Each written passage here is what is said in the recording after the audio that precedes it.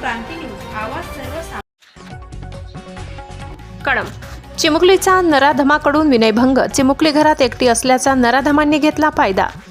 घरात चिमुकली एकटी असल्याची संधी साधून एका 55 वर्षीय नराधमाने तिचा वाईट उद्देशाने विनयभंग केला। ही घटना 29 डिसेंबरच्या दुपारी 2:30 दरम्यान माथा परिसरात घडली। मारुती नेहारे 55 राहणार माथा वस्ती कळंब असे गुन्हे दाखल झालेल्या नराधमाचे नाव आहे। चिमुकलीच्या आईने दिलेल्या फिर्यादीवरून आरोपी विरोधात गुन्हे दाखल करण्यात आले। फिर्यादी सकाळी 9च्या दरम्यान तिच्या सासूबरोबर शेतात कापूस वेचण्याकरिता गेलेली होती। त्यावेळी तिची 3 वर्षीय चिमुकली व तिचे आजोबा घरी होते। 2च्या दरम्यान चिमुकली बाहेर खेळताना शेजारी राहणाऱ्या मारुती नेहारे याने चिमुकलीला चॉकलेट देण्याच्या बहाण्याने घरात नेले आणि वाईट उद्देशाने तिच्या अंगावरील कपडे काढण्याचा प्रयत्न केला।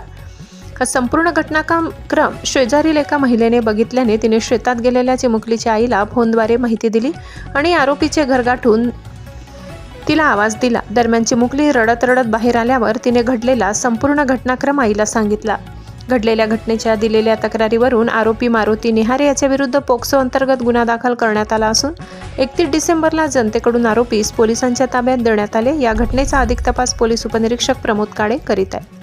महाराष्ट्र क्रांती न्यूजसाठी प्रतिनिधी वीरेंद्र चव्हाण, कळंब, यवतमाळ। नवनवीन बातम्या पाहण्यासाठी आमच्या महाराष्ट्र क्रांती न्यूज या यूट्यूब चॅनलला लाईक करा, सबस्क्राईब करा आणि बेल आयकॉनला प्रेस करा।